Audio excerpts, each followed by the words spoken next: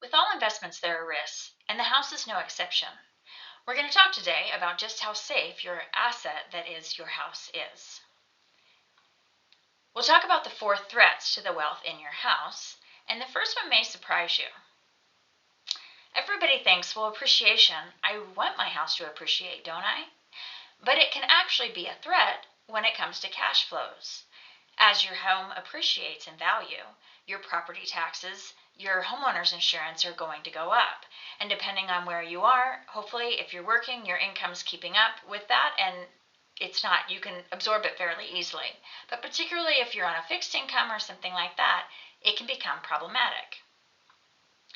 Obviously, nobody wants their house to depreciate in value. We can all see where that's a threat.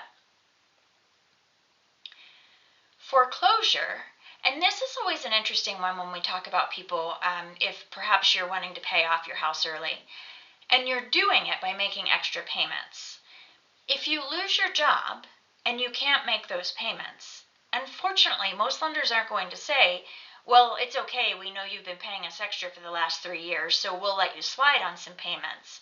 So you can end up in a pickle from a safety standpoint in a weird way if you've actually been paying extra, if you still owe on the home. And the other one is lawsuit. Now, in Montana, we have the homestead declaration, and it's always a good idea to make sure you have that on your home.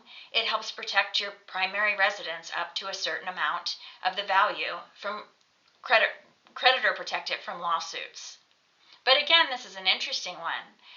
If you do, heaven forbid, have a car accident or something like that and you get sued and somebody's coming after you for your assets, your house, in a way, if you owe above and beyond what that homestead declaration is going to allow for, that's something that they could get access to potentially. However, if you have a mortgage on that house and there's a great big lien covering the rest of it, then that's kind of creditor proofing it in a way too.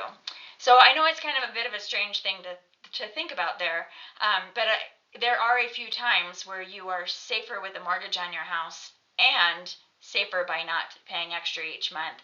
But again, that's why all of these kinds of decisions, it's so important to look at your personal finance model and see exactly where you're cash flowing, how all of this fits in, so that we can really make sense of this for you and decide how to keep your wealth the safest.